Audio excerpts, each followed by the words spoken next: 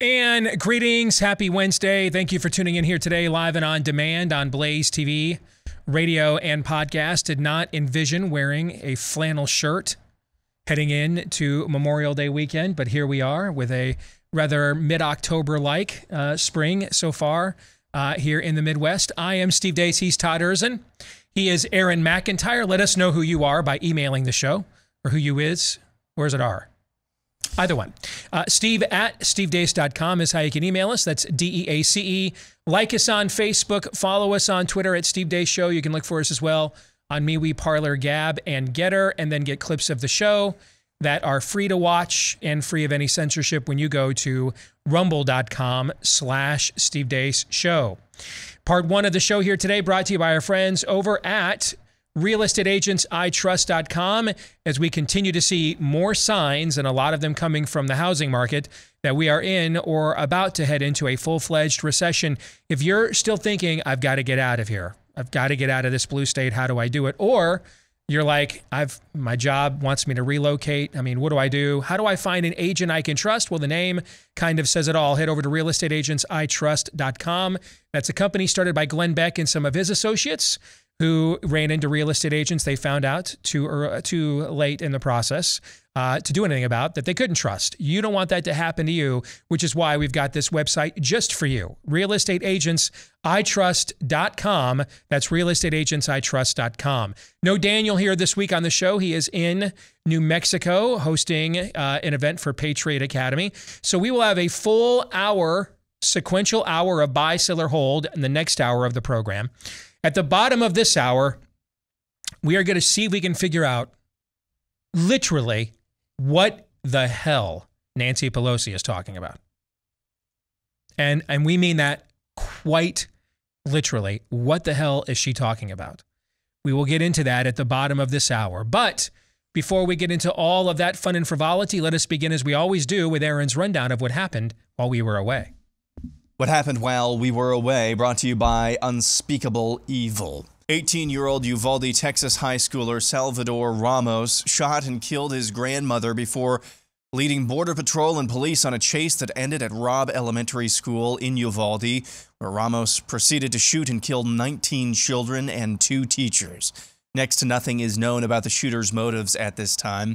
It's one of the worst school shootings in American history. The bodies weren't even cold before Democrats and lefties from sea to shining sea started calling for gun confiscation. But by doing something, we at least stop sending this quiet message of endorsement to these killers. That's Connecticut Senator Chris Murphy. Former Trump Deputy Press Secretary Hogan Gidley summed up yesterday in perhaps the best, most succinct way I saw. Quote, "Folks, America can't fill a God-sized hole with a government-sized peg," end quote.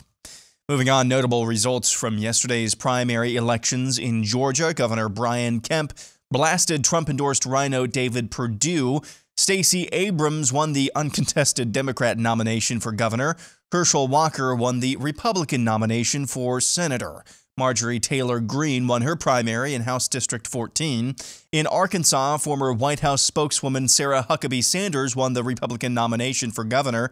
In Texas, the Bush dynasty appears to be dead as Attorney General Ken Paxton won his primary runoff election against George P. Bush. In Alabama, Congressman Mo Brooks is advancing to a runoff with Katie Britt for the Republican Senate nomination there. Back to Stacey Abrams. She was asked what she thought about Georgia's record primary turnout after she and many others likened Georgia's voting integrity laws to Jim Crow. The question about voter suppression and voter turnout is causation without correlation. I'm sorry, you can make mistakes even when you know what you're talking about. It's correlation without causation. We know that increased turnout has nothing to do with suppression. Indiana's state legislature overrode a veto from Republican Governor Eric Holcomb yesterday on a bill that bans men from competing on women's sports teams in that state. Holcomb could not be reached for comment because he is, as you may recall, attending the World Economic Forum's annual meeting. Meanwhile, in Iowa, Ankeny High School says this performance of drag queens for school children was not sanctioned by the school. Ankeny High says the event took place during the Gay Straight Alliance's end-of-the-year meeting, and the drag queens were from the Central... You remember Paxlovid, Pfizer's supposed antiviral pill that got emergency use authorization to treat COVID? The company, along with the CDC, is urging those who have taken the pill and still come down with a case of COVID to isolate immediately after the revelation that those who fit that description are highly contagious. And finally, signs you might be a woman. Here's the Babylon Bee. Oh, hey, do you know what a woman is? I didn't think so. Nobody knows. Not even Supreme Court justices. But we've come up with a few key indicators to look for that might help you in figuring it out, even if you're not a biologist. Here are some indicators that you might be a woman. Item nombre uno. You're always cold. If you're always asking to put the windows up or to borrow a sweater, you might be a woman, bro. Next item. A human being has popped out of you. Now, I don't know everything, but this might be an indicator that you're a woman, dude. You're definitely a woman if you decorate your bed with 6 or more pillows. What are these pillows for? You can't sleep on them. You can't put them in a different order every day. They have to go in the exact same order. What are you using these pillows for? I don't understand it. Okay, this one's kind of like a sixth sense that women have and only women have.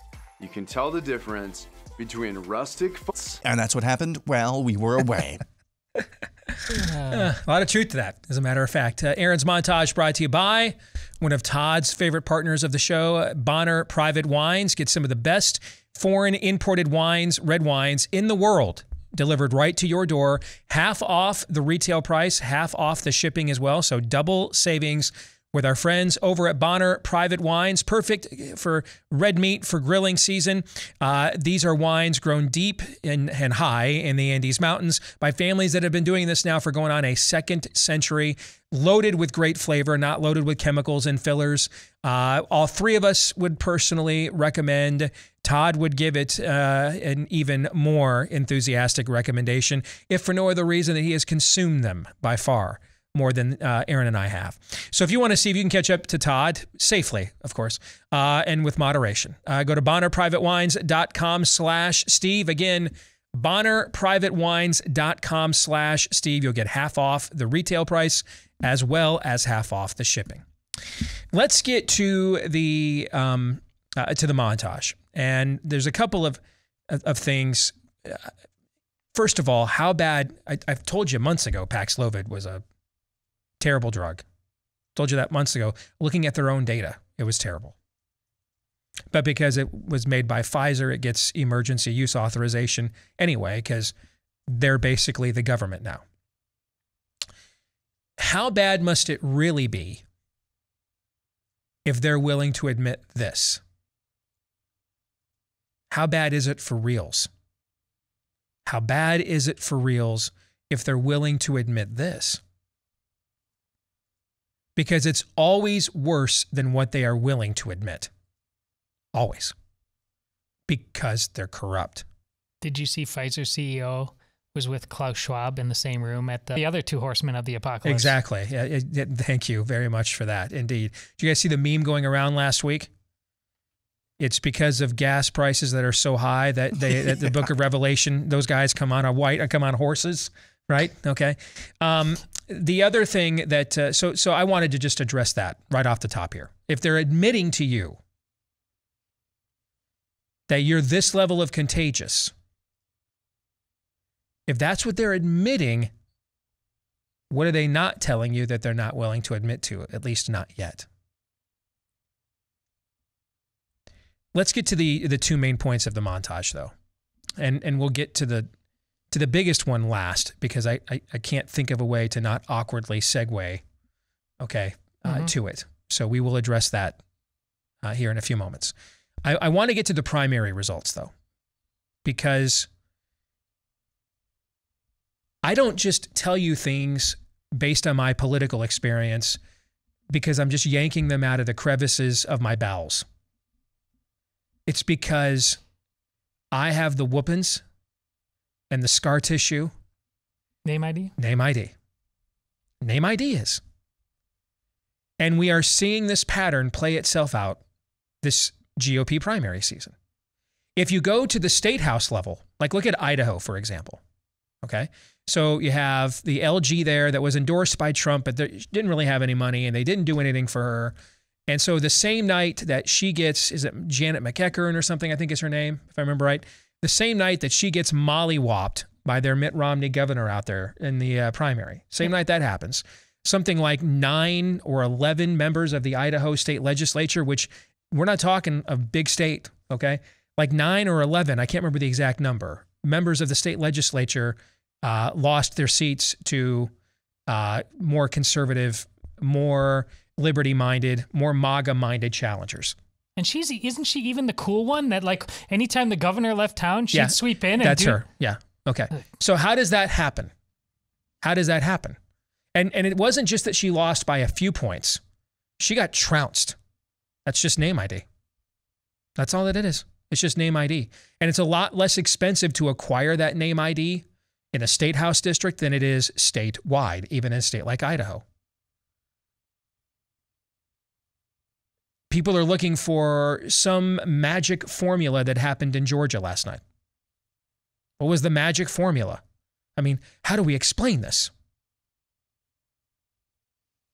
That's what I'm so upset about Ohio for. That's just name ID. Mike DeWine was my governor. That's he can win. That's just, those are all poor excuses for name ID. Mike DeWine had name ID. His challengers did not. That's it. J.D. Vance had huge name ID advantages because of all the times he had been on Tucker. And then once that name ID baseline was established, then he got the Trump endorsement to put him over the top. That's why he won. Josh Mandel finished second because he had huge name ID.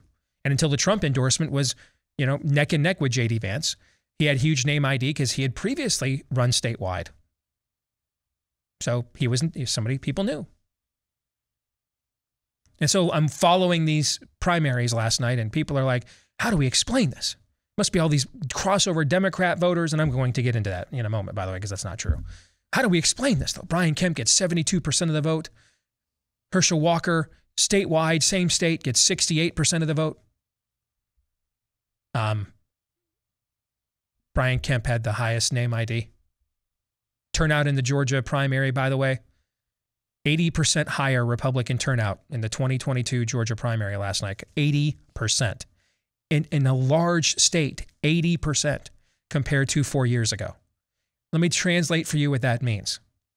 Stacey Abrams is going to lose her re-election bid bigly. That's what that means. Okay. Well, Steve, there were a bunch of crossover Democrats that voted for Kemp. No, they weren't. And I'll explain that to you because that's just a talking point to excuse how bad of a candidate Trump endorsed, who was terrible. David Perdue. That's just name ID. That's all. All these incongruencies. Name ID doesn't care about your faction. It doesn't care. Herschel Walker's got the highest name ID, MAGA faction. Wins resoundingly. Brian Kemp has the highest name ID, MAGA excommunicado. Wins resounding. It doesn't matter. It's just name ID. And this is one of the things that broke me when I was full-time involved in political campaigns and activism.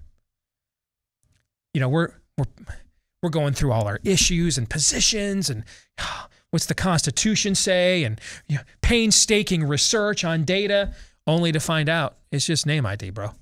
It really doesn't matter what they believe. It just has who has the highest name ID. People are that shallow, even your own.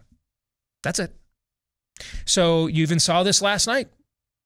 Conservatives did very well. More MAGA-oriented grassroots people did very well in flipping seats in Arkansas and a few other states from rhinos or incumbents because it doesn't cost as much to generate the name ID you need in a state legislative race as it does in a statewide race. And in a statewide race, big money can come in, dump a bunch of cash on TV, and, oh, yeah, that's the guy. Yeah, that's the one. Yeah. Well, why? Well, because they don't have an answer. It's just they're repeating what they saw on TV or in the media. It's just name ID. That's all. That's why when you guys email me Hey, what advice would you give me? Whatever would raise your name ID. And this applies beyond politics. I mean, that's the biggest concern that I have about our movie Nefarious. Because the success of that film, sadly, will not rise or fall based on how good it actually is, but how many people even know it exists. Right? That's not good, by the way, in the arena that I'm in. I hate Facebook and YouTube with the heat of 1,000 suns. I would do anything, almost anything, other than remove sensitive, enjoyable, vital parts of my anatomy on your behalf. If I could get all of you right now that use those platforms to stop doing so I could then stop using them. Because they censor my content. And they do it vigorously.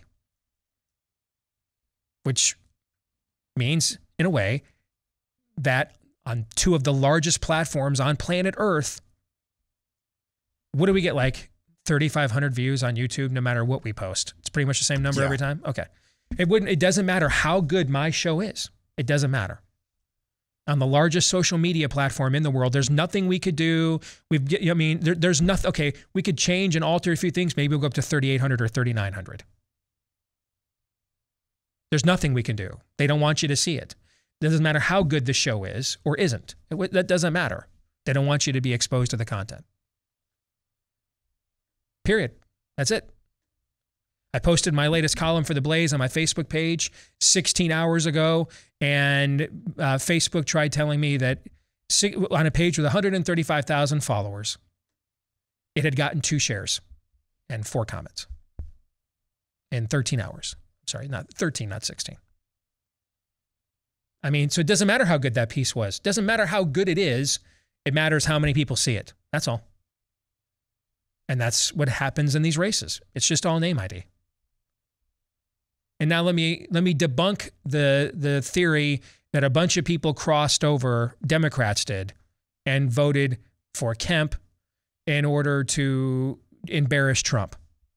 Stacey Abrams ran unopposed in the state of Georgia. She got 80%, pardon me, she got 80% of the total votes last night that Brian Kemp did. 80%. So right away, we're beginning with a baseline, because you can't vote in the Democrat gubernatorial primary and the Republican Secretary of State primary. Okay? And by the way, I'm saying this as someone who thinks, what is that guy's name, Raffensperger?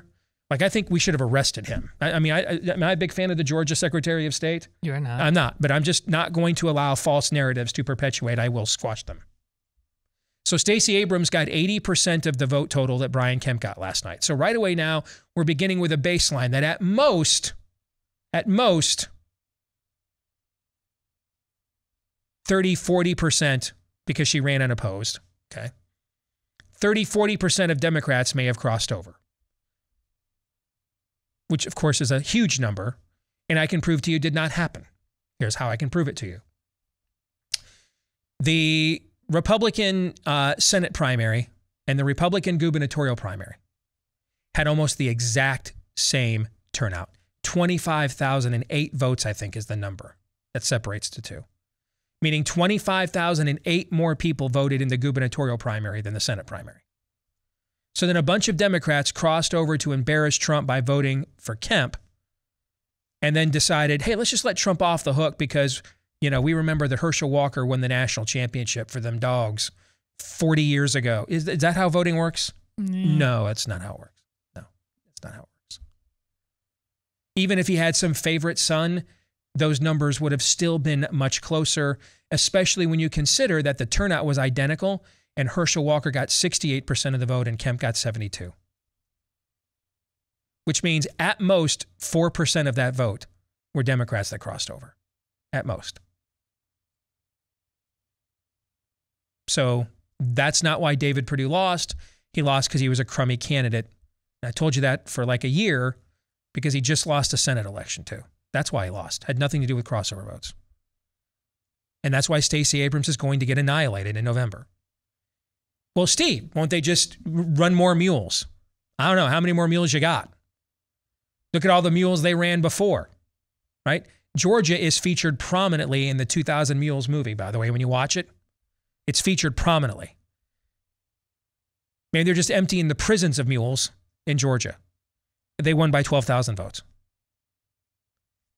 I keep telling you guys, they can't just, and we should actually hope that they do it. Like, I'm fine with delegitimizing the court. Totally cool with it. I've been trying to delegitimize it most of my career. And I'm totally fine with them stacking. That's why I want them to stack courts and judges. I want to expose to people what a complete canard judicial supremacy is. And I would prefer my side did it with more principled arguments, but they won't. So I'm fine with their side doing it guerrilla warfare style. I get the same outcome I want.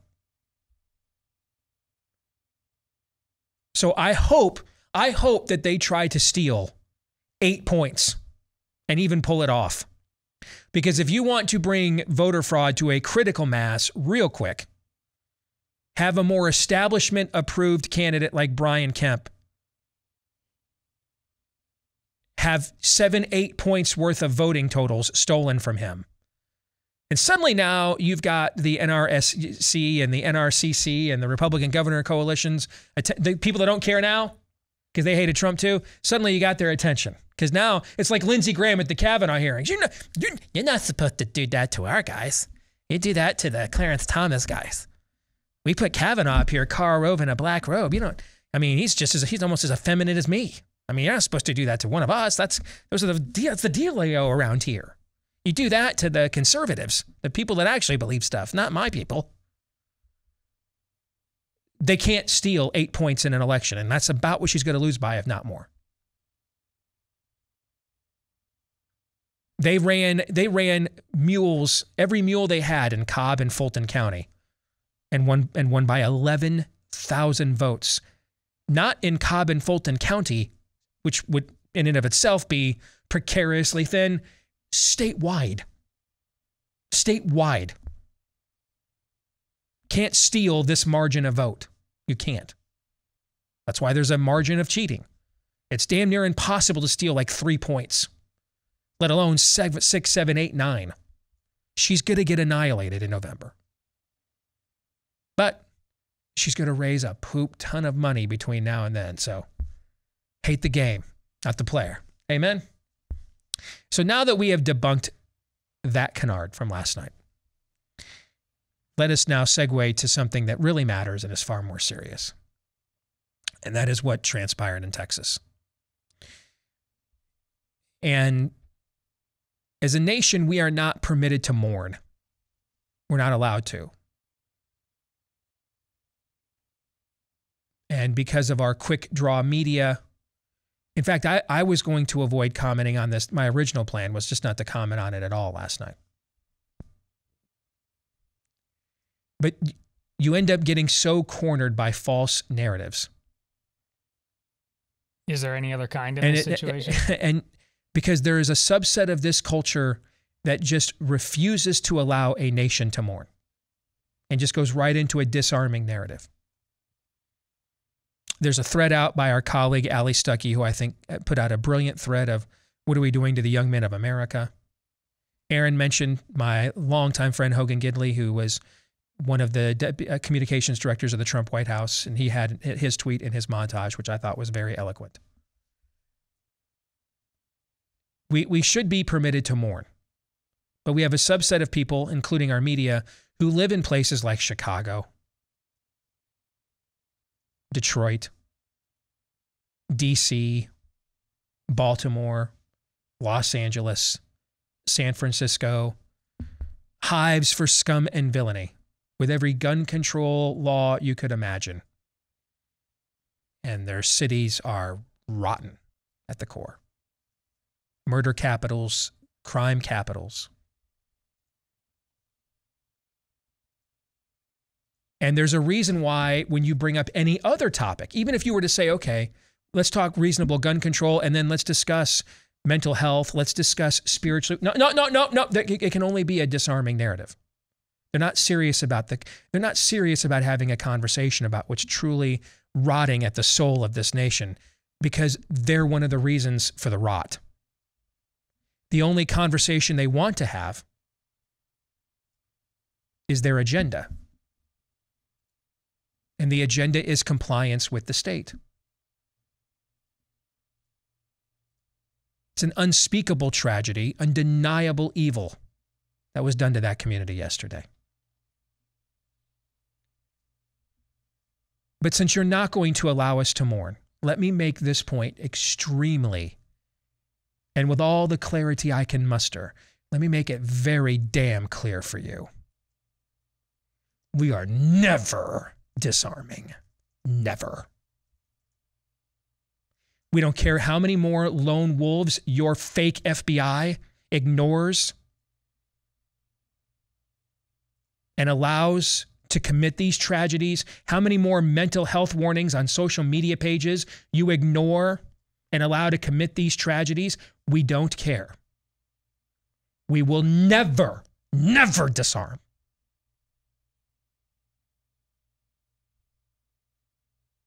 And we will never peaceably allow you to disarm us.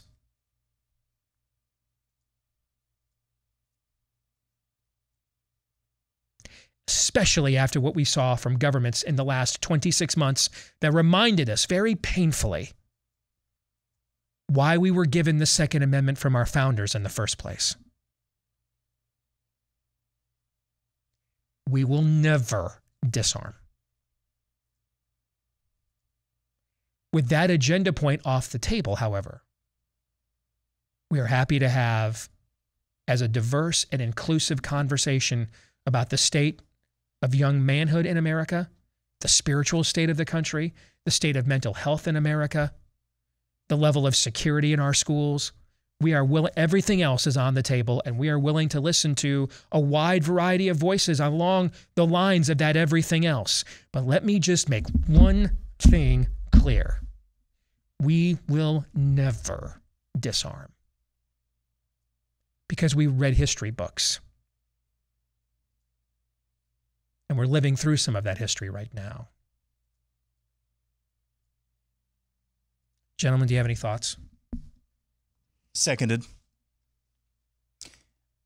That subset of this country that you discussed, Steve, it really, I hate saying this, it really makes me detest this country in some ways.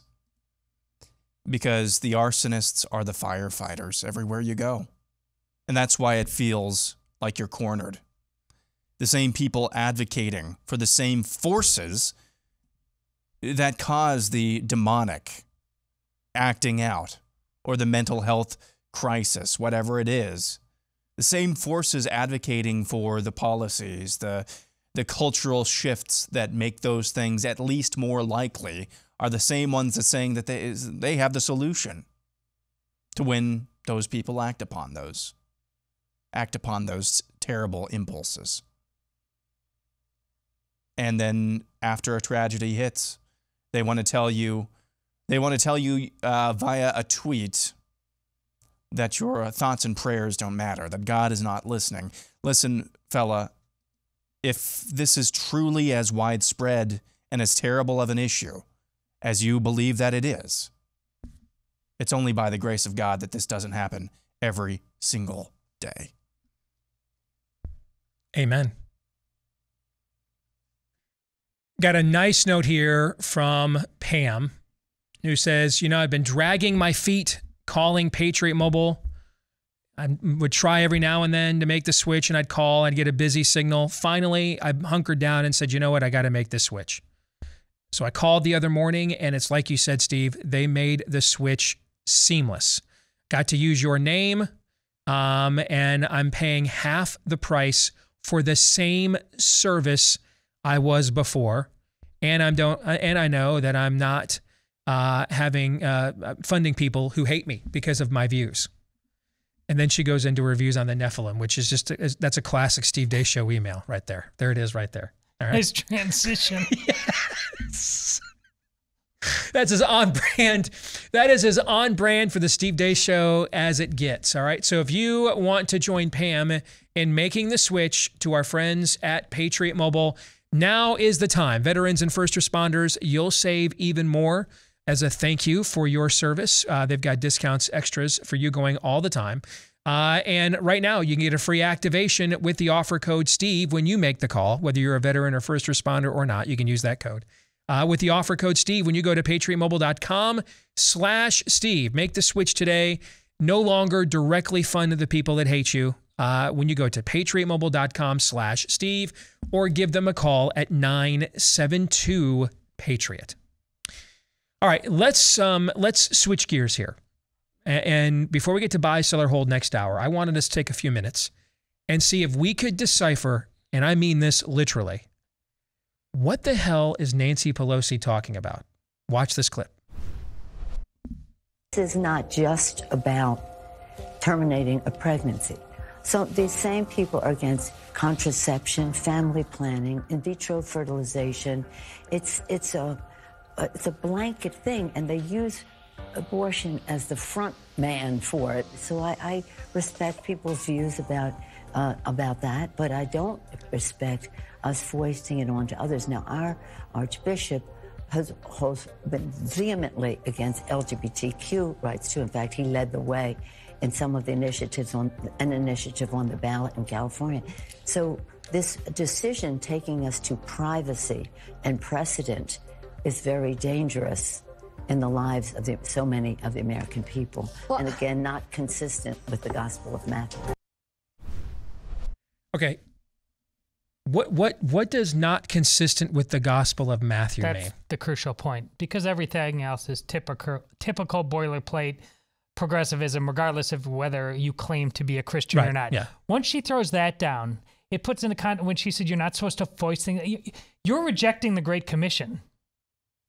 You are supposed to take the gospel to the entire world. Which is in the Gospel of Matthew. Yes. Yeah. Please excommunicate her. As a Catholic, I demand first order of business on this. This is she absolutely it is an act of mercy for the church, for her, and for the entire flock, for it to be publicly recognized that she has excommunicated herself. Now, through this speech, through taking Holy Communion, despite what the Archbishop said, excommunicate her. The darkness going on in the schools in Texas, the fact that we just had a drag show in Ankeny, Iowa, and it's all connected. The line must be drawn here and no further. It is an act of mercy to send her east of Eden and pray that she comes back as a prodigal daughter. To allow her to stay in here and continue to smash the stained glass from within is appalling. It is a stench. It is a pox on all of our houses. We bring damnation on ourselves by allowing this to happen. So to me, there's two angles to this. One is the direct biblical citing that she gives. And then the other is her association with the Catholic Church, which you've addressed, and I want to double back on that here in just a minute, okay? But the reason I went to the Gospel of Matthew thing is I would like to provide for you guys a hermeneutic in response to hers based on orthodoxy, in response to her heterodoxy or heretical ramblings. Except I have a problem. I don't understand what this, and she says this several times, and she has said this before when this issue has come up. I don't understand, what is it specifically, and maybe you can help me, Todd, but what is it specifically about the Gospel of Matthew? I don't even understand what she's taking out of context, frankly. That, I mean, I can't make an argument. I don't know what her argument is. I don't understand it. I mean, and so I don't know how to respond. That's why I said I don't know literally what the hell she's talking about. I don't know what, unless she's talking about, is this Matthew 7, judge not lest ye be judged? Is that what she's saying? Except when they've used that erroneously, because if you actually, once again, if you look at that in the context, it's in the context of judging self-righteously. That is what she is doing. She is picking and choosing the parts of God's word that she thinks applies and which ones do not, and acting accordingly. That's what Jesus is actually condemning in those verses, okay? But when they've cited that out of context, they've actually cited it very specifically, right? Mm-hmm. So is there something in general because by the way, there's no such thing as progressive Christianity. It doesn't exist. That's a heresy. In fact, there's no such thing other than just Christianity. That's all that there is. There's just Christianity. There's one Lord, one baptism, one word. There's just Christianity. Okay? So that in and of itself is at the very least specious and a fallacy if we're being kind. And at the worst, it's a wholly different religion, and it's a Marcion, Arius, Pelagius of this era. It's just it's the most specific manifestation of heresy for the times in which we live. So is there something unique amongst progressives in your tribe, Todd? Is there something unique about the Gospel of Matthew as a whole that they are trying to pinpoint or take out of context that we can address? Because I frankly don't know what the hell she's talking about. Well, I appreciate your intellectual integrity of wanting to at least try to find that first, because I often do that with Pope Francis. There often is something there. With her, this is nicer than Jesus, BS nonsense. This is be kind, accept everyone nonsense, none of which is the gospel. In fact, frankly, it's antithetical to the gospel. So you did your adult job of asking the question. Now move on, because it's garbage. Then I will. And piece of advice, by the way, if you want to, if you're the same kind of heretic that Nancy is, you're much better off specifically citing Matthew 7 out of context, and actually saying the verse if that's what she's trying to do. Tips for heresy from Steve Deace. If that's what she's trying to do, okay? Because at the very least, you've taken one verse out of a book that the vast majority of Americans have not read that would at least tickle their ears. In the case of citing an entire book of the Bible as the basis for your heresy, you create a very target-rich environment for someone like me to come along and club you like baby seals over the head on the National Geographic Channel, okay? Yeah, because narrow gate, pearls before swine. Yes. That's Matthew 2, Nancy. Yes. What I really think this is, all this is just jargon. She's just throwing out something that sounds Bible-y to an audience that's not even going to bother. Oh, she's legitimate. She said something Bible-y. She knows what she's talking about. I used to have when we did the Dace group locally, we had a regular liberal panelist that would come on, and he was a very, very liberal Jewish and highly educated, but very left-wing Jewish man. And I asked him one time when these sorts of issues came up, how he reconciled them with his belief system. And he just said that, we've evolved beyond that. Now, keep in mind, this guy was a very decorated surgeon here in town. And I said, so when you walk into the OR, you have to accept that the pancreas is where the pancreas is and does what it does. You have to, and if you don't, there are steep consequences. You have to set your projection aside, and you have to deal with truth as revelation, meaning that the pancreas was what it was and did what it did and is where it is before modern science discovered it. That truth was always there, right? Yes. And you can't change your treatment or response to the condition of the patient on the basis of what you think the pancreas should be and where you think the pancreas should say and reside in the body and how you think the pancreas should function. But you have to do it solely and totally and completely on the basis of the actual pancreas itself, which pre-exists you. Why doesn't that apply to the law of Moses? I asked him, when was your enclave? When did you guys get together as an enclave and decide when the law of Moses expired? They usually involved maypoles when they happen, and it didn't go well. And he got very frustrated because no one's put it on him like that, okay? I mean, when did the Gospel of Matthew take precedence over, is that the only gospel? When did it take precedence over the rest of them? I really don't understand this argument on any level. Like, I've argued against plenty of heresies on this show over the years. I've argued against heretics. This one is just so nutty. It's so nutter. I don't know what she's talking about. The weird thing is Catholics like her usually go to Luke because it seems like the kinder, gentler. Matthew's the one who brings out a club more often. And another reason why she's doing this and why it sounds so nonsensical. Does she get, I want to say censured, but does she get disciplined by the Catholic Church very often? I don't know that she's ever been until now. Yeah, exactly. So let's get to the her specific association with the Catholic Church. Do you guys know why I'm not a Muslim?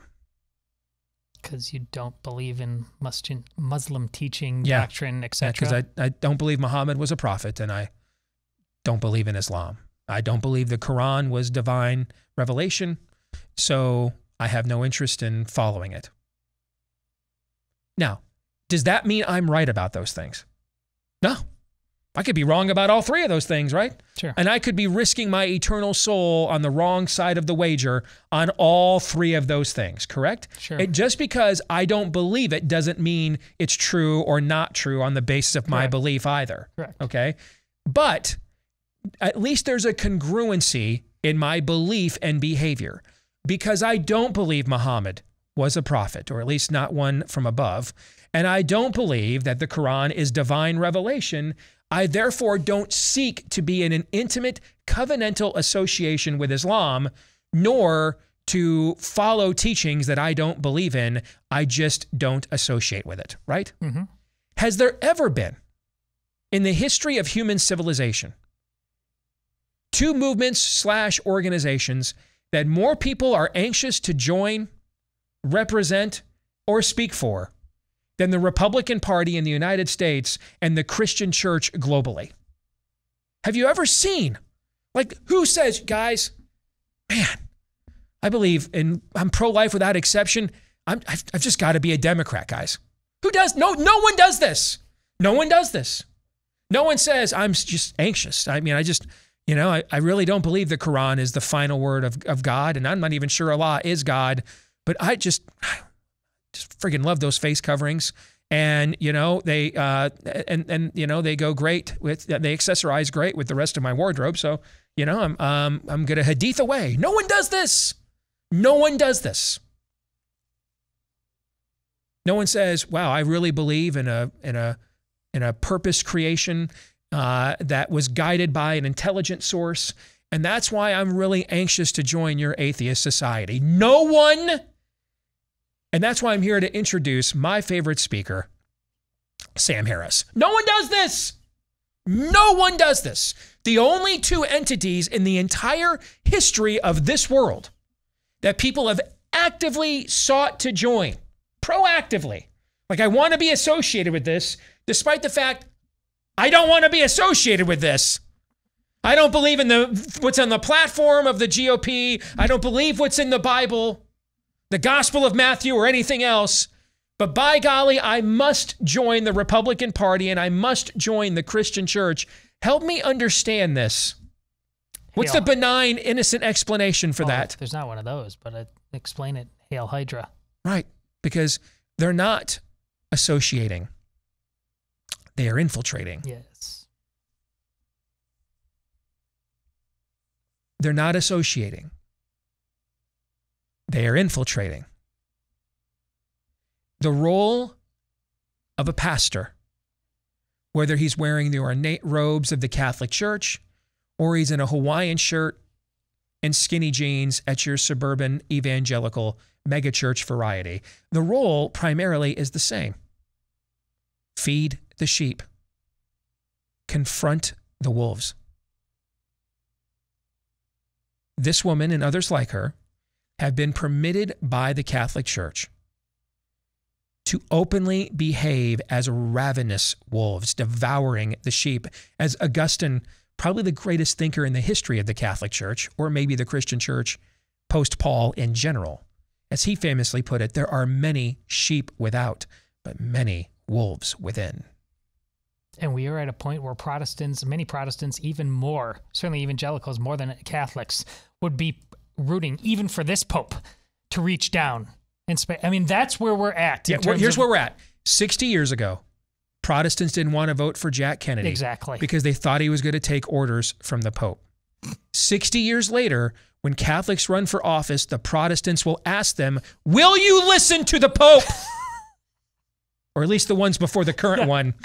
That's now where we are. Okay? That's where we are.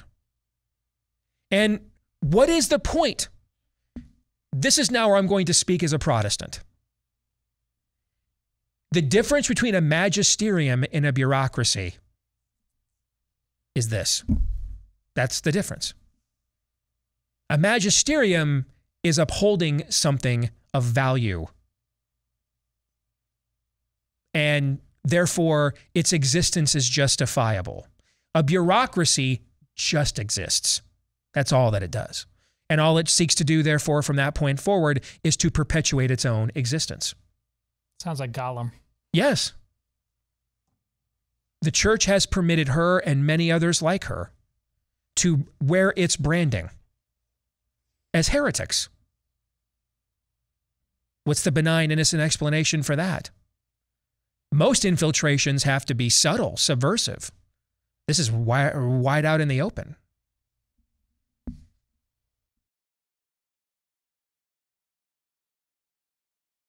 Yes, it'll be buy, sell, or hold here in just a few moments as we begin hour 2 of the Steve Deace Show, live and on demand on Blaze TV, radio, and podcast. Those of you that are listening via the podcast, please leave us a 5-star review if you dig us and you like it. And then, of course, hit subscribe or follow for us as well. Thanks to all of you, the thousands of you that have done that for the program already. We appreciate each and every one. You can also show your appreciation or just let us know what you think about what we think by emailing the show, steve@stevedeace.com, or like me on Facebook, MeWe, Parler, and Gab. Follow me at Steve Deace Show on Twitter and Getter, and get clips of the show free of censorship, free to watch when you go to rumble.com/Steve Deace Show. We have a full hour of buy, sell, or hold about to get underway, brought to you by My Patriot Supply. If it seems like things are falling apart, it's because things are falling apart. That's why you want to make sure that you have the peace of mind with the 3-month emergency food kit from our friends at My Patriot Supply. That's breakfast, lunch, dinner, even snacks, drinks. They hook you up with over 2,000 calories a day for everyone, you and everyone in your household, so that you've got the peace of mind to know, hey, the next time, hey, that could never happen here. Sadly, ends up happening here. Let's go Brandon. All right, so they also will help you figure out how to store this properly. So because with the proper storage, it stays good for up to 25 years, okay? So, and they send it to you discreet. I mean, I guess, you could request the Chartreuse Doom Prepper van. I'm not sure one exists, but they send it to you discreet, so you keep it on the down low if you're worried about that, right? And hey, don't wait for it to go down. Know that you are taken care of just in case it does. $150 off when you get it from preparewithdace.com. $150 off when you get it from preparewithdace.com. Let's get to buy, sell, or hold for this second hour. This is where Aaron, with help from his friends, you in the audience, throws at Todd and I statements, predictions, comparisons, lists, etc. Todd, you and I will decide, are we going to buy that? Are we going to sell that? And once per episode, you are permitted to use a hold. However, if you use that hold for any reason whatsoever, other than, you know what? You don't have to do anything to Lindsey Graham this time. You have to let him do it to you. Aaron, go ahead. Just a bad person.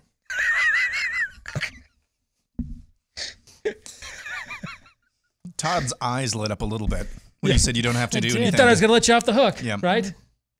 I like doing that. Yeah, I like giving you hope, bad person, and then taking it away. Yeah. Chad Smith leads things off today. 1 of 31 submissions chosen by moi today. Wow. Okay. A Georgia voter's reaction to choosing between Kemp and Perdue is the same as Todd's reaction to Steve's review of 2,000 Mules. That's a great comparison. That is a great comparison. I hope that's a buy. And so I'm going to buy it. And remember when I said yesterday, and we talked about this in the overtime too, and I know typically what is said in the overtime stays there, but since it's dated now, since the election occurred, I'll address it. I said in the overtime yesterday, we were trying to figure out how we would navigate this if we were on the ground in Georgia, right? Because you had Brian Kemp, who was a very good governor of Georgia and was lauded on our show for standing up to Disney on life, standing up to, frankly, Trump and Fauci on COVID, okay? And then just, was inhabited by the malevolent spirit of Mitt Romney when it came to the last election, right? And then you had, but you were, and everything you wanted to be angry about him with is deserved. I mean, ultimately, if the elections aren't secure, it kind of doesn't really matter what candidates are running that have our beliefs on elections if the election itself is unsecure, right? Mm-hmm. So I totally get, and I'm one of you, it's not like we've had a lot of kind things to say about Brian. Two years ago at this time, I was like sending smoke signals to Brian Kemp's team about, you guys thought about running for president? So in the last year, you talked about him more than DeSantis at that point. Yes. In the last year, have we had a lot of really positive things on our show to talk about with Brian Kemp, or even discussed him at all? We have not. So you know why? Because I'm in your camp. I was so disgusted by the way they handled that election and its aftermath down there that it just completely, almost all but canceled out what I thought about the guy prior to the event. The problem was you were being asked by Trump to retaliate with a guy in David Perdue who has always been inhabited by the malevolent spirit of Mitt Romney, and your saving grace. Your predecessor in that chair, Jen, used to say, I don't like being in a position where I'm hoping the people I'm voting for are lying to me. Right? All right? I don't want to be in a position where my hope lies in this person is such a craven a-hole that they will literally just do whatever Trump tells them to do. I frankly don't want to put my hope in that. Why? Because what happens when someone comes along and offers them something bigger or more than Trump? You know what I'm saying? Mm-hmm. Yeah, if that's what you were hoping for with David Perdue, you're hoping he was not the guy that he showed you he was as a senator because he was just this desperate to win that he would do whatever Trump told him to do. That, to me, that's not much of a saving grace. And that was basically the choice you were given. And so one of the ways I tried to break this down yesterday in the overtime was, all right, if we agree that there really is no aspirational rationale here, let's talk just straight up who can win. And I mean, he already beat Stacey Abrams once and in a bad year. So to me, I think if Brian Kemp won the nomination, I said yesterday, I didn't think he was going to win by 50 points. I mean, I thought he was going to trounce David Perdue. I didn't think he was going to win by 50 points. All right.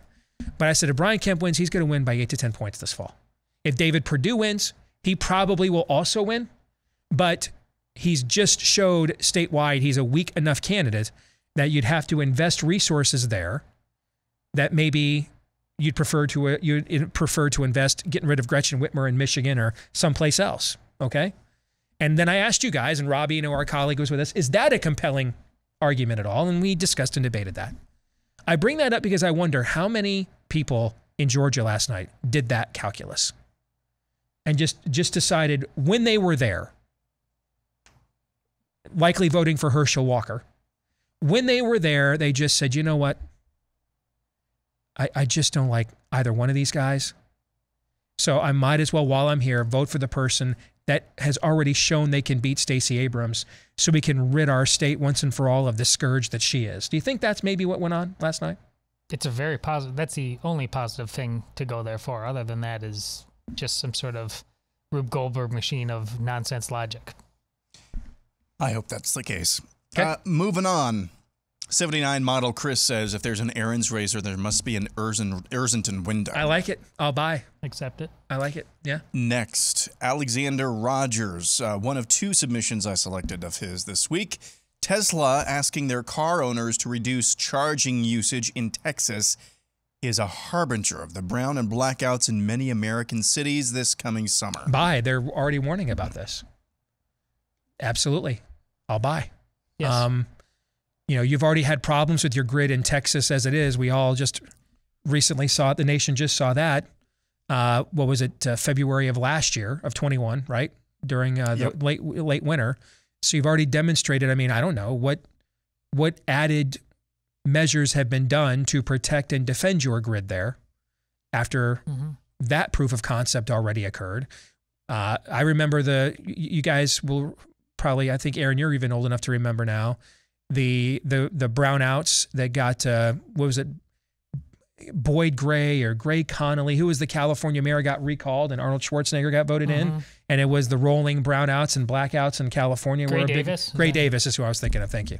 That were a big reason there. So, I mean, we have seen this already, and at times that we were not systemically as weakened economically and from an energy standpoint as we are right now. So to me, this is an obvious buy. There's a laugh track to this one because the thing that is supposed to like save you buying a Tesla, from the plight of the world is now you can't even use it because the grid is going down. So there's that. But yeah, and I listen, I don't mean this maliciously to you Texans. We're going to be down there visiting many of you pretty soon. But I kind of, we need to talk about things you hope happen, Steve. Like you guys need to get your don't I think mess that with I hope happen because it compels us to action. Yeah. You need to get your don't mess with Texas on. We all need that. America needs that. And you've been pushovers for way too long and hiding behind kitschy slogans. I want to see the real fight. I really want to see it. So here's where we are. The world's richest man who built a sizable chunk of that wealth off of becoming the most prolific and successful electric car producer in human history is now urging for us to drill for more oil, is going to vote Republican for the first time, moved his business from California to Texas, and is now warning you not to overuse the charge for your electric cars because of the coming brownouts and blackouts that we're going to see rolling during the heat of the summer. And he's the guy that was excommunicated from like the environmental woke consortium of the New York Stock Exchange, correct? Got it all. Yeah. These are some good times. Maybe, you know what? I go back to last hour. Maybe I owe Nancy Pelosi an apology. These are such confusing times. Maybe her heresy actually made more sense to more people than I thought. I mean, right now, Bill Maher and Ricky Gervais are the tip of the spear of traditional gender roles, so that's where we live. And Russell Brand and J.K. Rowling. Yeah. Yes. Did you see a couple of top Biden advisors are going to Saudi Arabia to ask, among other things, about increased oil production? Did you see that story? So the argument is we need you guys to destroy your environment in order to give us that's less how China was oil. built. That's how China was built. Yeah. Yeah. Modern China, anyway. I'm sure that'll be a very compelling argument. Auburn Tiger 89 says TikTok and Zoom. Now listen to this closely. TikTok and Zoom have done more good for the American educational system than any organization in the last 50 years. This is along the lines of what you were just referencing that I'm often advocating for. I mean, if we are indeed going to cut off our manly parts, then let's get thee to a nunnery quick like. You know what I'm saying? Let's get busy living or get busy dying. Let's go all the way. Okay? Because this is what it means when Jesus says, I vomit or I spit or I project the lukewarm taste out of my mouth. Okay? Because what it means, it doesn't mean that being really bad is morally better than being morally lukewarm. That's not what it means. That might have been what Luther meant when he once joked, if you're going to sin boldly, meaning, hey, go all the way with it. You know what I mean? Make it worth it. Make that time in hell. Let's find out. Make that time in hell well spent. All right. Have some stories to tell in between your never-ending, forever torture. But what Jesus means, I think, is that it's the lukewarm that causes us, the sanitizing, the anesthetizing and masking of symptoms that causes us not to look at the disease, to not look under the hood at the truth. You're too comfortable. Yes, it creates a level of comfort where if things are really dark, we seek the light. Preach. If the light is very bright, it attracts more to it. Like in the summertime, when your front porch light is on, what buzzes around that front porch light all summer long? Bugs. Are they amongst the cleanest, smartest of God's creation, amongst creatures? No. They're on the low end of the food chain, correct? Correct. But even they, who feast on feces and trash and waste and disposal and live for 8 days, and that's when they're not squashed by us, they can't help, but even in their way unevolved state, they can't help but be attracted to the light, right? So it's when the light is brightest that it attracts even more, and it's when things are the darkest that we seek most the light. It's when it's just, okay, man, it's all good. I'm in cruise control. Like, things could be better. They could be worse. That lukewarm is killing us because we get comfortable with it. We become our own frog in the boiling water. And that's what this is alluding to. COVID forced millions of parents to finally acknowledge what they probably knew all along was true. But they either didn't want to acknowledge it, or they didn't have the time to, or thought they were too busy to, and now it's in their face and they have to admit it. Look at this level of propaganda. Look at this level of programming. Look at this level of debauchery. And now we have to do something about it. So I think this is a brilliant take. And the same thing with the accounts like Libs of TikTok and everything else, where they just go out there and advertise this and give us our own content and fodder. This is brilliant. You noticed a trend with Libs of TikTok. It used to be it would take a couple of days before, maybe half a week before a video that they featured of a teacher specifically or somebody associated with the school would prompt a response from the school. Yeah. Now we're getting them instantly. Yeah. That's called a narrative. Yep. Instead of reacting to the narrative, you are creating one instantaneously. And I love that about that account. We saw that in our backyard of Ankeny just yesterday. Yes. Literally like an hour after I sent you guys that video from Libs of TikTok, the Blaze, we had a follow-up story from the school with hey, we didn't sanction this. We're on it. You know what I'm saying? That's cockroaches. Scurry at the light. Shine the light. I'm guessing you're a buy here. Oh, absolutely. Absolutely. Next up, we'll go to Jerry Davis. Having seen Top Gun Maverick, it'll hit $2 billion at the box office. Wow. That's great. I'm hearing good things. So the reviews are pretty great. Yeah. We're going to go see it this weekend. Yeah. So I could buy it. Although my official position remains, I do not believe this movie will ever be released. we have watched 2+ years of trailers for this film. You realize that, right? Yeah. Yep. Okay. So this movie was supposed to be out like Memorial Day 2020. So I absolutely do not believe this film will ever be released, but I do have plans to go see it this weekend. Me too. And I respect the patience. You know, it's everybody. I mean, we have our complaints about Hollywood, but everybody COVID-wise was in a tough position. How do we release it? Do we release it on, like they did with on HBO Max with, what was it, Wonder Woman, I think? Didn't they do? I mean, tough call. I mean, I respect the fact that they waited and they're going to reap the fruits. You guys want to see something funny really quick? Yeah. Or hear something funny? Yeah. I just saw this. Our CEO, Tyler, just retweeted this.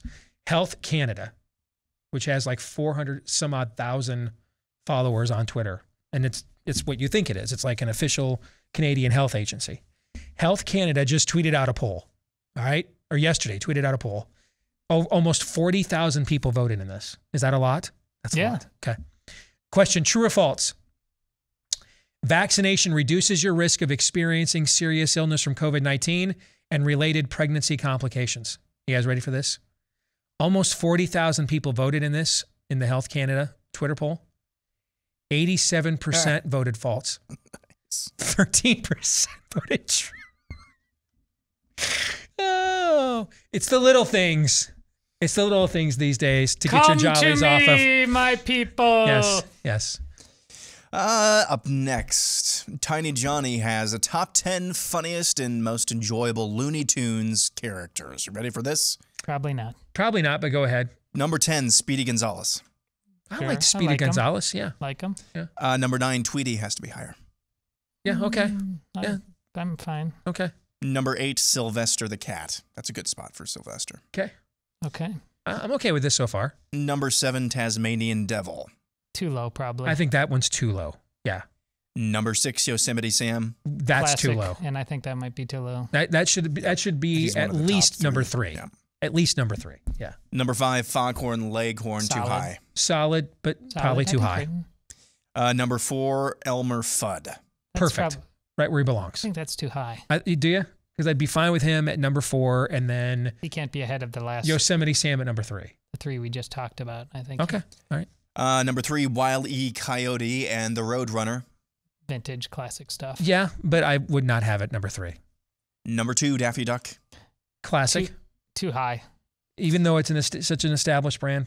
It is, but too high. Okay. I mean, they even did like breakout branding with him, like his own separate line of movies and everything else. Well, I think but look at who's, Number far 1, be it for Bugs me Bunny. to criticize coattails, but Yes. look at number 1. Okay. Yeah. Meaning that if you're on Bugs Bunny's coattails, Yeah. anything they would have broken out from that brand probably would have been Yes. successful to some degree. Yes. Okay.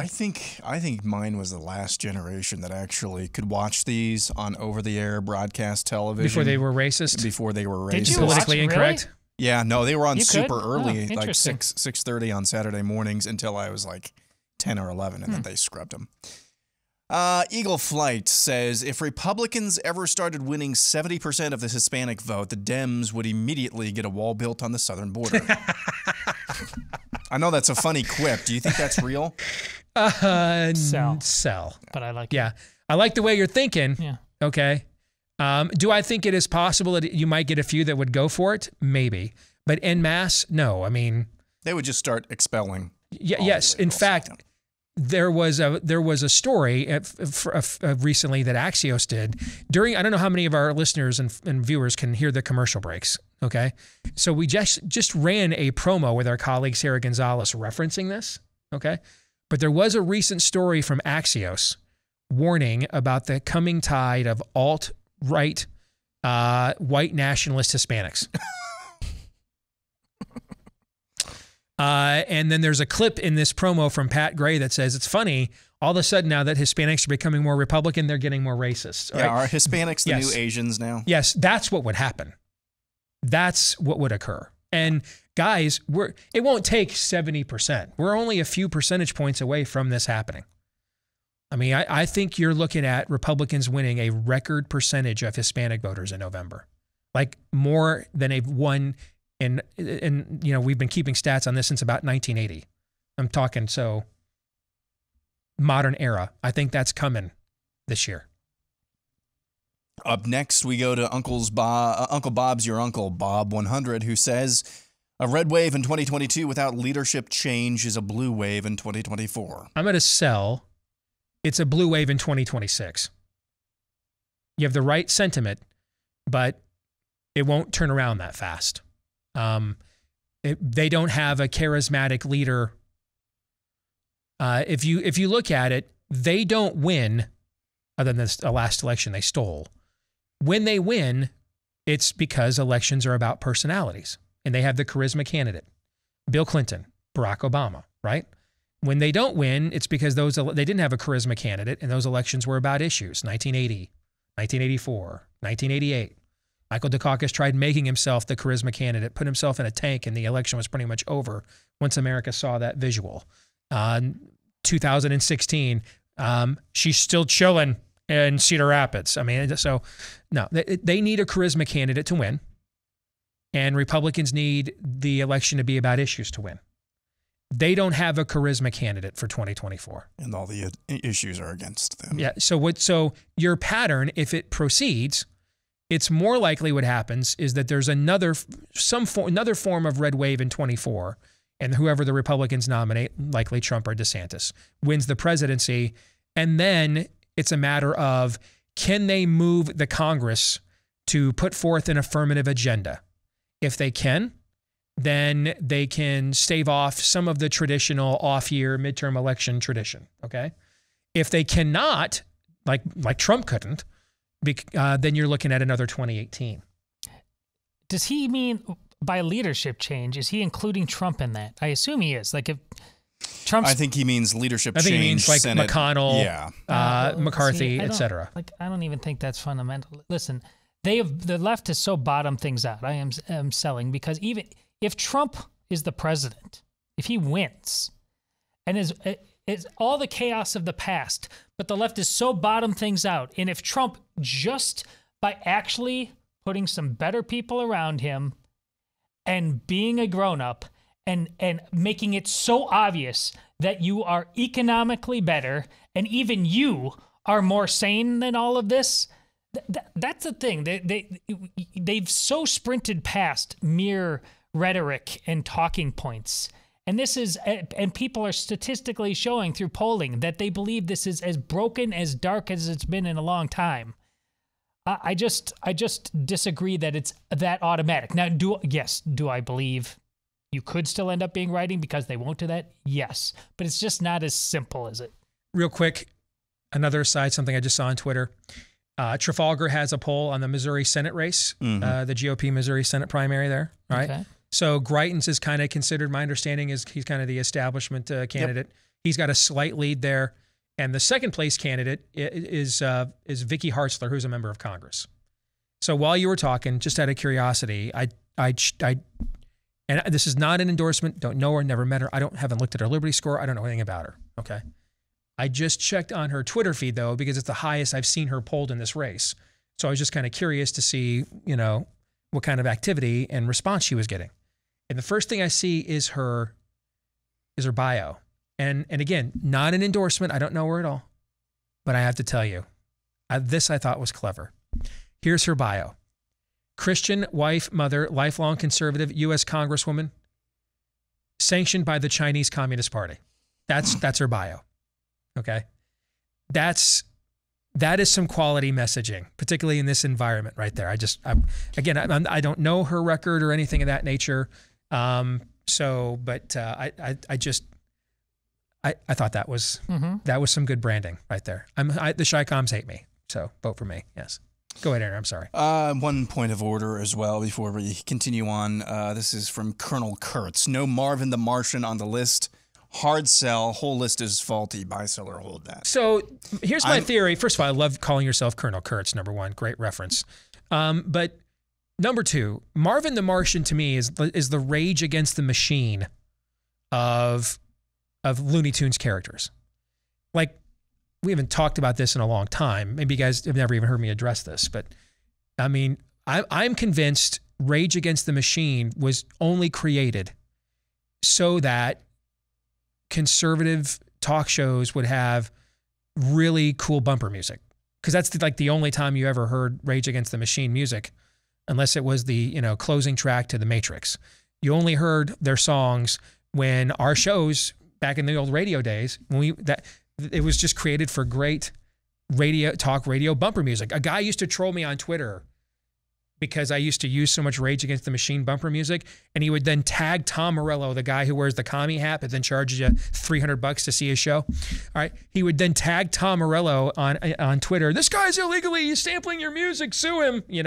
And then after that, I would just put more Rage bumpers in. But along those lines, Marvin the Martian was just created so that Looney Tunes could break in to the tattoo industry. It's not a cool character. No one knows anything about it. No one knows who he is, what he does, what his point is. They just know lots of hot chicks in college and high school. They had an ankle tat of Marvin the Martian. That's all they know. He's just there so that Looney Tunes could break into the tattoo industry. I'm total Han Solo with that. That's not how I thought that answer was going to go. That is interesting. Vicky Hartzler, over under 95% on her Liberty score. I'm going to go under. Yeah. My guess is under. 59%. Yeah. We can't have nice things. That was very well played. Very well played. Shaul says, Jim Kelly era of the Bills is the greatest team in league history with 4 straight Super Bowl appearances. Get out of here. No way, man. Come on. No. No. Yeah. Next up, Elliot Want says, we find out who won the 2020 Iowa Democrat presidential primary before we find out who won the 2022 Pennsylvania Republican Senate primary. Perfect. I feel like choosing buy or sell on this would just sully it in some way, that it just should stand on its own. Yes. Right? Moment of silence. Yes, indeed. Thank you. All right, we'll be back with more buy, sell, or hold here coming up in just a few moments. Stay tuned.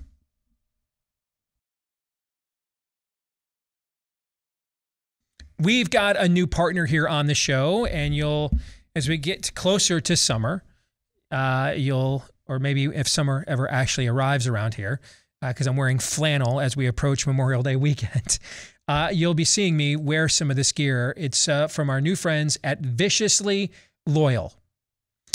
They've got a cool line of swag, and whether it's your beliefs, your family, your community, your country, Viciously Loyal is a purpose-driven brand that's unique as the people who wear it. Everyone and anyone who is viciously loyal to something that matters to them. And the spirit of this brand was born from a long line of servicemen and women who choose to be servants to their community and live their lives with purpose. And really, that goes with everything that they do. And all Viciously Loyal gear is designed and printed right here in the U.S., designed with some serious style, maximum comfort, and durable construction. They use soft blended fabrics, and they also look really cool.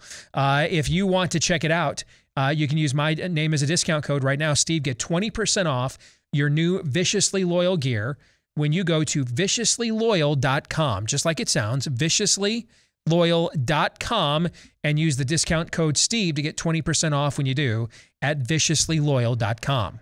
Let's get back to part 2 of Buy, Sell, or Hold. We move on with Overton Window Sticker Shock, who says Trump's attempts at building content via Truth Social would make more of a positive impact in the culture war than if he were to have a second term in office. Yes. Sell. I think the ceiling is higher on a presidency. I'm going to buy. Here's why. In general, I would agree, especially given the imminence of the moment, the urgency of the moment. Okay.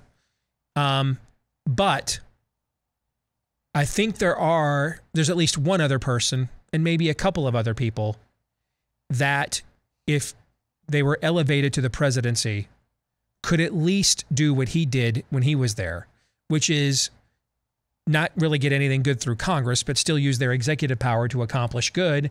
And then I think there might be a guy in Florida who has demonstrated he knows how to bend a legislature to the will of the people and to get things done that might even exceed that.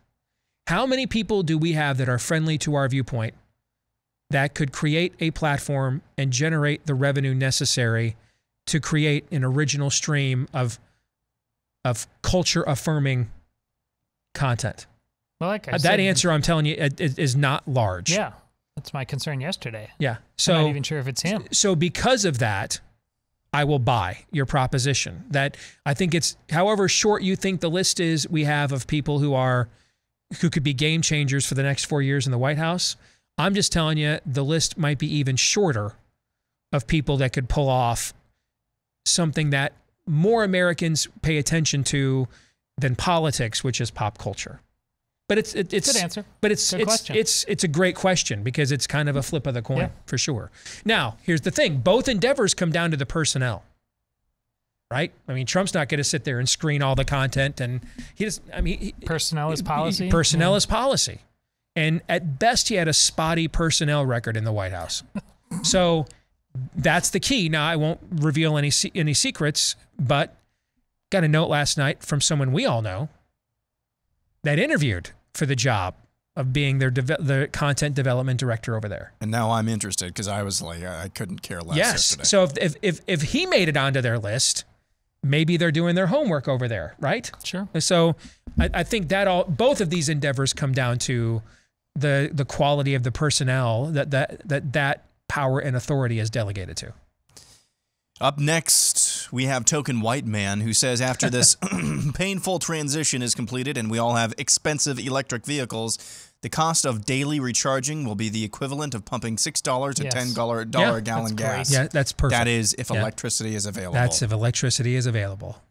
And that is if we don't have a shortage of the lithium and everything else that they then have to go out and find to make this technology and manifest it, make it even possible, right? So we'll be burning more coal then. Yeah, right? that's ironic, is it not? Well, this is related to the second the question about the Teslas, right? Yes. Same thing. All you need to know about you know what? Let's take a step back.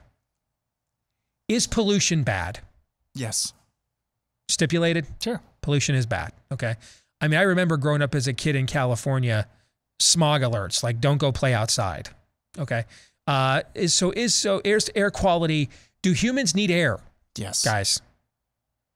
Although it's funny, a lot of the people who told you that they cared about air quality the last 26 months wanted your filtration system to be shut down so you re-ingested your own waste, right? But humans need air. Pollution is bad. We've stipulated these two things. Okay. Ergo, okay, we should do what we can within the bounds of reason to limit air pollution if we can. Or at least excessive counts of it. Fair? Yeah, all kinds of pollution, air, water, all of it. Yeah, Sure. you bet. Okay.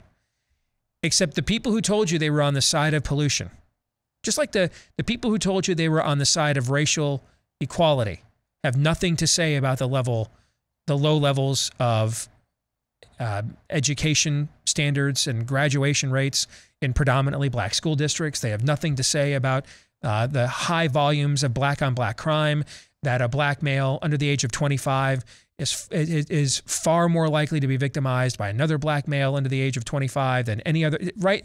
We could go on and on, okay? The same people who tell you that they want mass transformation of society for a Green New Deal or a Great Reset, they welcomed China through the front doors of the World Economic Forum on Monday to provide their views on climate change. And China is by far the biggest polluter in the world. China and India both pollute at far greater rates than the U.S. does. Which that shows you this may be about a lot of things. Curbing pollution, though, wouldn't be one of them. Stop connecting dots, Stace, and just drink the Kool-Aid. Indeed. Is it like Why won't you comply? Yes. Is it like the people who say we can't do nuclear energy because even if it was safe, it's safe. Even if it was safe, we don't know what to do with all of the nuclear waste. Those same people who have no idea how to, recycle the turbine blades because they're, fiberglass, or is that kind of what you're kind of what like you're that? talking? Yeah. Okay. Moving on. Rodney Bowe says, if DeSantis runs for president in 2024, he'll win the primary and will be the president for the following 8 years. But you're going to buy? Yeah. I'm going to sell just because a lot can happen in 8 years. Okay? Oh, well, that... A lot can happen in 8 years. So for that reason, 8 years ago, it was 2014. And I had to convince a ton of people. And at that time, I still had a lot of relationships within left-wing media. And I'd have to convince, a lot of them that Trump is serious, because otherwise, why is he calling a schmuck from Iowa like me if he wasn't serious about this? 8 years ago, the idea that we would forcibly mask people, I can't even envision. If I went back to 2014,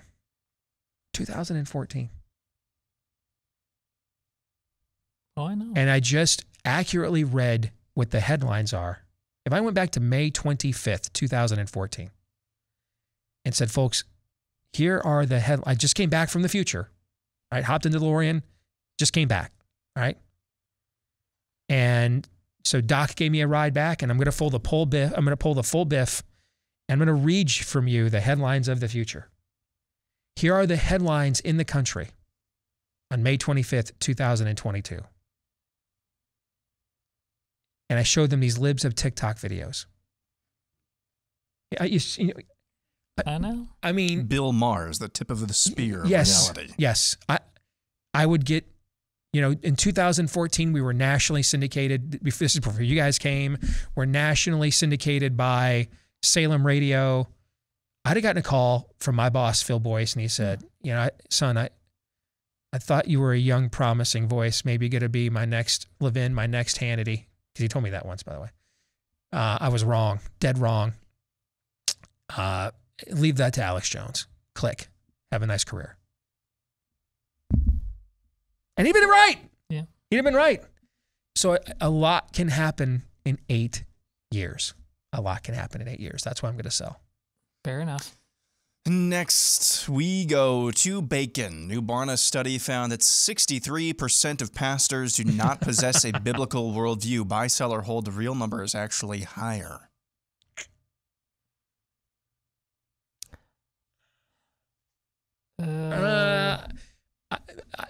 I'll sell. Barna does some pretty painstaking work.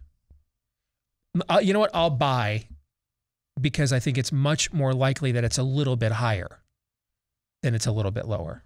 Like, I think it's much more likely that the number is 68% than it's 58%. And you have to understand how Barna defines a biblical worldview when it does these surveys. Just so let me articulate that. We're talking real basic stuff, guys. Yeah, that's my memory. The Satan is a real force. Yeah. Okay. A real independent force, not a notion, not a metaphor, but a real independent force. Jesus is the only atonement for sin that satisfies the wrath of God. There's no other path to heaven. The Bible is the infallible word of God.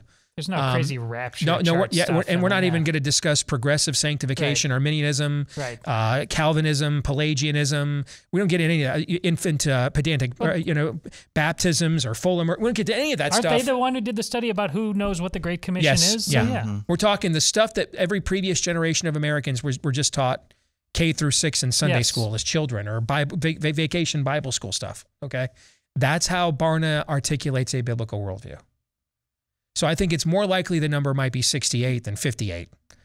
But it's likely that the number is pretty close, but it's more likely that it's a little higher than lower, so I'll buy. I mean, there's been tons of studies that have been done in the last decade or so that show the longer someone spends time in an American seminary, the less likely they are to preach a biblical worldview once they get into a pulpit. So there you go. And that's coming from the the alleged sola scriptura crowd. So there you go. Next up, Wet Bandit has Mount Rushmore of instrumental rock tracks. You ready for this? Okay. Jessica, the Allman Brothers. That's good. That's good. Yes. That's good stuff. Yeah. Love that song. Also the theme song of one of my all-time favorite TV shows. Cliffs of Dover by Eric Johnson. I know I'm supposed to know that one, and I'm sure if you started it up, I would recognize it, but off the top of my head, I don't. I'm sorry. I do. It's in the back of my head. I can't. It's not Mount Rushmore. That's all I'm saying. Okay. I don't think. The next two I know I don't know. Fire on High, Electric Light Orchestra. Yeah, I have no idea what that is. And the last one here, is it YYZ? Is that YYZ by Rush? That I guarantee at some stoner party in college I've heard this. I just don't. Yeah. I just can't pinpoint it. Okay. Which means if someone started playing it, I'd be like, oh yeah, and then you would tell me what it was called. But off the top of my head, I don't know the last two. I'm sorry. I've got to add Foreplay by Boston. Yeah, which is the precursor to Long Time. Yeah. Yep. Is Classical Gas considered rock? What did you just say? Classical gas? You mean like after Thanksgiving dinner? Yeah, what? You've heard of Classical Gas? No, I've never heard of Classical Gas. Never heard that expression in my life. Is this like the YYZ thing, where it's definitely something we've heard, we just never knew the name of it? Yeah, we're going to violate some copyright rules right now. All right, you do that while I tell the audience about Built Bar, because the third time's the charm. And, we believe in the rule of 3 around here, right? We're Trinitarian, so we tend to see things in thirds. And I went ahead, because I do this for you. I do this for you, the people. I went ahead just because I wasn't sure after a second straight day of sampling the new Brownie Batter Puff, which I can confirm is still available right now, by the way. I'm like, it's been about 12 hours. Maybe, I don't know, maybe I'm exaggerating a little bit. So today post-workout, I went ahead, again, I'm your watchman on the wall. It's what I do. I went ahead and bit the bullet and had the brownie batter puff from Built Bar for a third straight day.